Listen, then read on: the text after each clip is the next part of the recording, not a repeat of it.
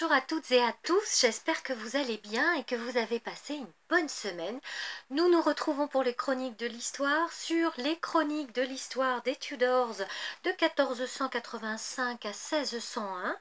Alors que s'est-il passé cette semaine du 11 au 17 janvier? Plein de choses que vous allez pouvoir retrouver dans mon ouvrage sur les chroniques. Comme vous le savez, j'ai l'habitude depuis un certain temps déjà de sélectionner quelques dates importantes seulement dans cette période-là, parce qu'il y a énormément de faits sur la période de 1485 à 1603.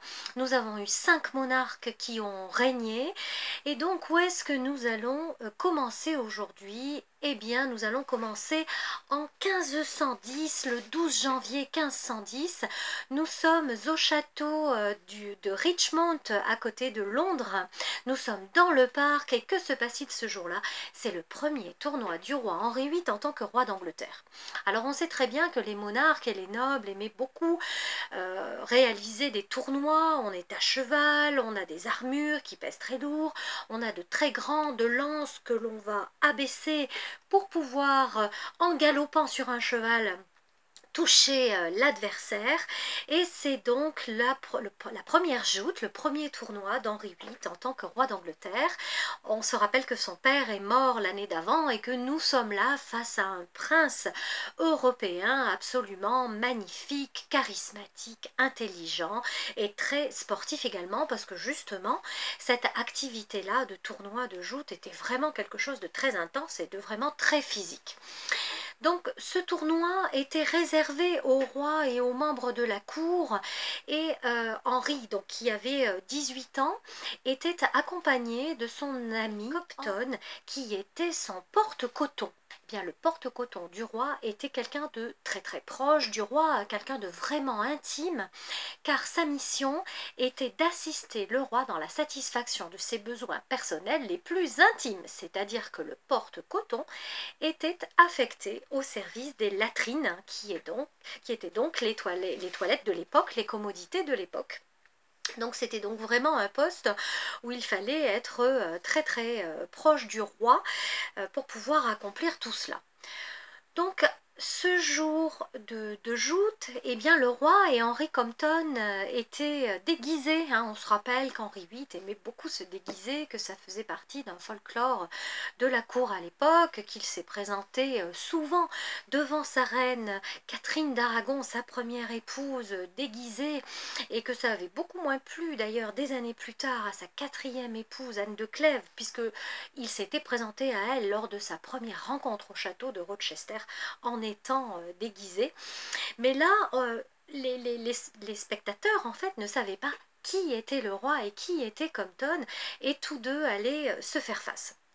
Seulement voilà, la visière de l'un d'eux, du homme que l'on avait pour protéger la tête, cette visière n'avait pas été abaissée, et les deux hommes se sont engagés pour pouvoir donc jouer. L'assemblée cria "Dieu sauve le roi", et effectivement, un des deux est tombé et on ne savait pas lequel c'était. En réalité, ce n'était pas le roi, mais c'était William Compton. Le roi fut donc tout de suite obligé de révéler son identité à la foule, pour que les gens arrêtent de crier en pensant que c'était le roi qui était tombé.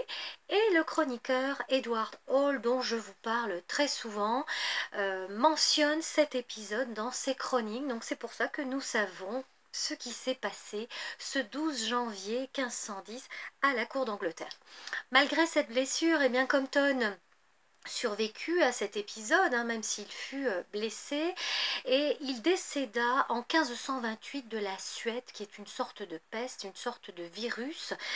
On s'étonne en fait de l'ampleur de certains virus, on se questionne, on se demande d'où ça vient, mais alors il faut quand même pas oublier justement que en histoire, au cours des siècles, on a eu comme ça des épidémies qui ont été absolument effroyables, qui ont décimé énormément de populations. Il n'y avait pas de vaccin à l'époque, et donc cette Suède qui faisait suer, le nom vient de là, pouvait tuer quelqu'un en 3 à 4 heures seulement, à partir du moment où les premiers symptômes étaient apparus. Donc ce 12 janvier était vraiment 12 janvier 1510, c'était vraiment un jour important. Si on fait un saut dans le temps et si nous allons sous le règne de la fille d'Henri VIII, Élisabeth Ier, ce 12 janvier fut aussi un jour important, 12 janvier 1559. Elle se rendit par bateau, par barge, hein, comme on dit, sur la Tamise, du palais de Whitehall à la Tour de Londres. Alors qu'est-ce qui se passait? Est-ce qu'Élisabeth était arrêtée, enfermée à la Tour de Londres? Eh bien pas du tout. Comme vous le savez, dans la tradition des monarques d'Angleterre, avant leur couronnement, eh bien les monarques allaient passer quelques jours à la Tour de Londres pour justement se préparer à ce couronnement-là. Et le couronnement était prévu le 15 janvier 1559. C'est l'astrologue de la reine Élisabeth, John Dee, qui avait donc prévu cette date-là pour le couronnement, de manière à ce que la reine Élisabeth ait un long règne glorieux. Nous continuons le 14 janvier 1559. Eh bien, Élisabeth quittait la Tour de Londres vers Westminster pour sa procession de couronnement. L'événement est connu grâce aux chroniqueurs de l'époque et on en a un détail absolument extraordinaire. Elle quitta en fait la Tour de Londres vers 15 h de l'après-midi sous un dais brodé d'or. Elle était magnifiquement vêtue. Tous les détails en fait ont été donnés par les chroniqueurs de l'époque. Vous allez pouvoir les retrouver dans les chroniques des Tudors. On rappela à l'époque que son prénom venait de sa grand-mère Élisabeth d'York, qui en épousant Henri Tudor avait apporté la paix en Angleterre en unissant les maisons d'York et de Lancastre. Donc Élisabeth était une digne héritière de cela et elle apporta la paix à son pays.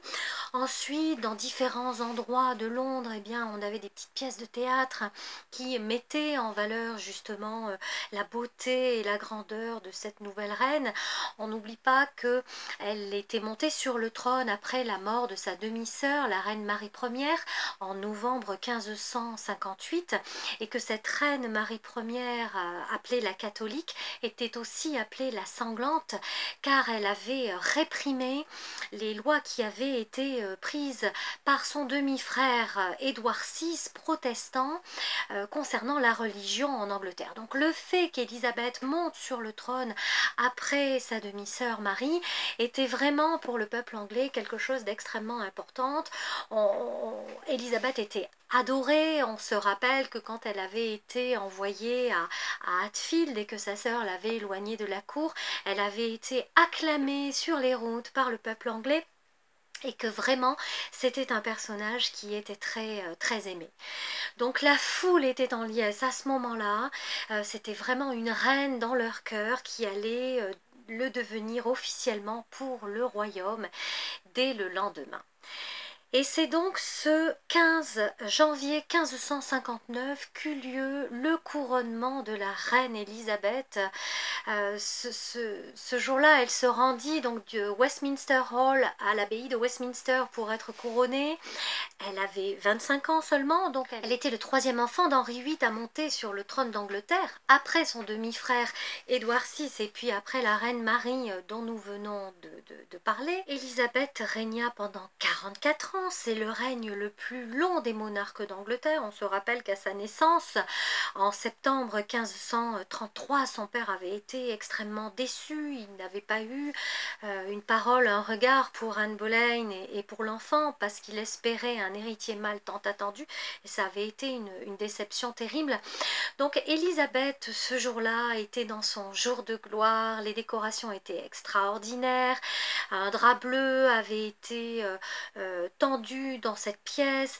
Jusqu'à l'abbaye, il y avait un tapis extraordinaire. La reine portait une robe vraiment éclatante, beige, brodée d'or. On a encore un tableau qui nous présente le couronnement de la reine Élisabeth d'Angleterre.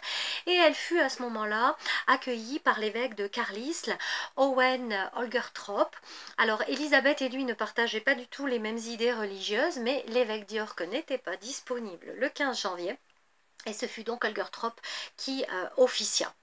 Donc ce dernier la proclama reine en demandant à la foule s'il confirmait, s'il la reconnaissait comme monarque, et la foule en liesse évidemment cria oui, il y a eu de fortes acclamations, il est certain que la reine Elisabeth est devenue reine en ayant l'approbation vraiment de l'ensemble du peuple.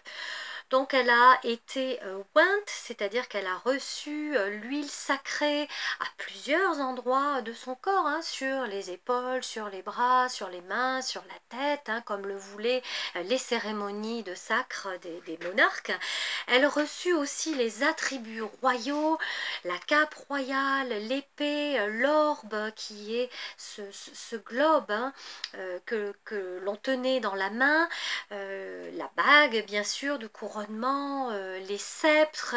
Donc depuis 1308, tous les rois d'Angleterre s'étaient assis sur la chaise de couronnement qui se trouvait dans l'abbaye de Westminster. Il n'y a que la reine Marie Ière qui ne s'était pas assise sur ce trône, mais sur une autre chaise que lui avait offert le pape.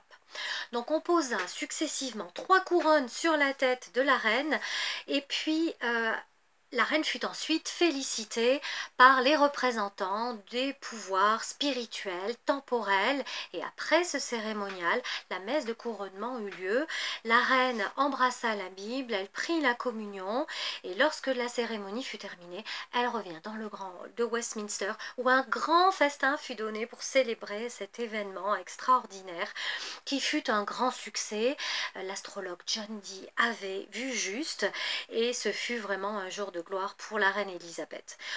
Je vous ai beaucoup parlé de ce personnage vraiment très très intéressant dans mes différentes chroniques, donc je vous invite à regarder sous cette vidéo les liens qui vous renvoient vers d'autres chroniques qui parlent de différents événements qui ont eu lieu dans la vie de la reine Elisabeth et qui sont en lien aussi avec sa mère Anne Boleyn. Et nous allons en rester là donc pour cette semaine. Donc je vous souhaite une bonne semaine, prenez soin de vous, travaillez bien. Je vous rappelle donc que les chroniques de la cour des Tudors sont disponibles sur Amazon. C'est un gros bouquin qui présente beaucoup d'éléments sur cette dynastie de 1485 à 1603. Il est conseillé vraiment pour des personnes qui sont très intéressées par cette dynastie, qui veulent en savoir plus.